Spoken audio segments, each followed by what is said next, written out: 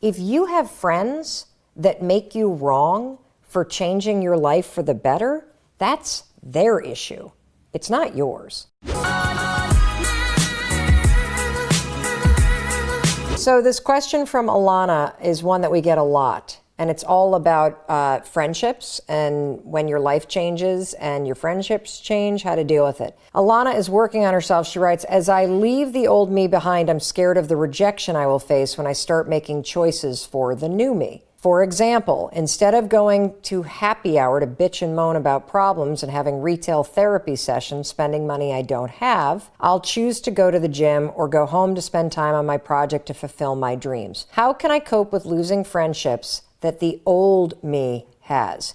You know what's interesting is that Alana said in her opening sentence to me, I'm scared of the rejection I will face when I start making choices for the new me. You know, I read something interesting, and I want to tell you this before I forget it, and then I'm going to talk generally about friendship, hoping that the way that I'm thinking about friendship will help you lose the guilt. Number one, this came from a book that my husband was reading about alcohol. And it really made me stop and think, and that is this. When you decide that you don't want to drink for whatever reason, what's interesting about being somebody that doesn't drink at a party is that the only person that gives a shit what's in your glass is you. Nobody else typically cares. But the thing that's interesting is that when somebody says to you, would you like a drink? And you say, no, I'm not drinking. I'm not drinking for the month of January, or no, I'm sober, or nah, I don't feel like it. What happens is the fact that you're turning down the alcohol, it can actually magnify somebody else's struggle with their own decisions around it. And so the first thing that I want to point out is,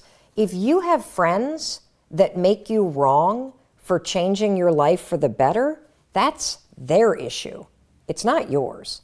And so you got to untangle the fact that they have baggage about getting in shape, or they have baggage about going to the bar that's theirs, and it has nothing to do with the decisions that you're making. So if your friends in general give you blowback for changing for the better, what you need to say in the back of your mind is, interesting. They're obviously very conflicted about their choice to go to the bar and drink every night, but that has nothing to do with me. Here's the other thing you can do. If they start to make you wrong, you can say, well, you want to go to Planet Fitness with me instead? It doesn't sound like you want to be at the bar. So that said, let me talk to you a little bit about friends. Friends are people that you care about. And I have this test, I call it the funeral test.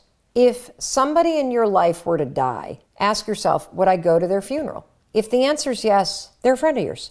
That's the test for whether or not, in my opinion, someone is a friend, because it means you care about them. Now, here's the other thing about friendship that I want you to understand.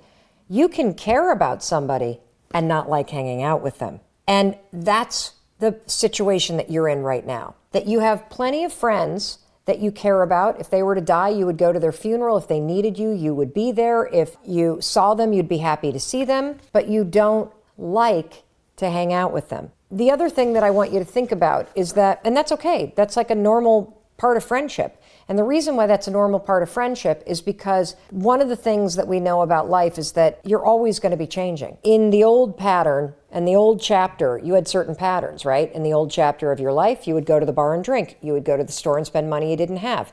You're in a new chapter now. And so you have different patterns. When your life takes on different patterns, whether it's you're no longer going to the bar, you're going to the gym, the pattern might even be that one of your kids is playing with a different soccer team, or maybe you've moved to a different street in your town. When the patterns change, so will your circle of friends. It's a fact of life. But that doesn't mean your old friends, the ones that you used to drink with, aren't friends anymore. It just means that you don't want to hang out with them. You still care about them, but you don't like doing what they do. The patterns have changed. For a long time, I had a lot of drama around this until I realized that it's not personal. It's not personal that you don't want to hang out with them. Patterns in your life have simply changed. The final thing that I want to leave you with that may also help you is that, remember, I've given you the funeral test. If you'd go to their funeral, they're definitely a friend.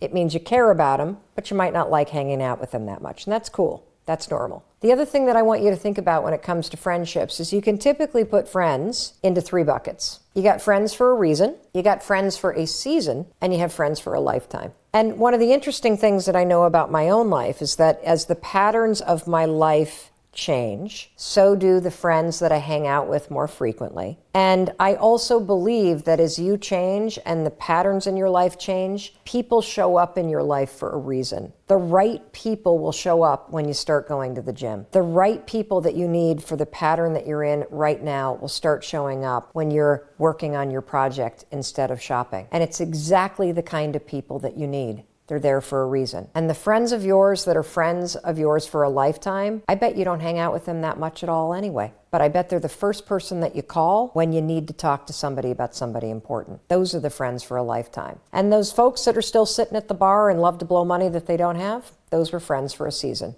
So if you're wondering how to cope with feeling guilty about distancing yourself, and if you're wondering how to stop feeling like a bad and unloyal friend, understand this, friendship, it's really not about you. It's about the category in which people fit in, depending upon what pattern and what chapter of your life that you're in. That's it. Like, lose the drama about it. The friends at the bar are friends for a season. The people that are going to show up when you start going to the gym are friends for a reason. And the people that you need to call whenever you've got a problem, they're friends for a lifetime, and they're always going to be there.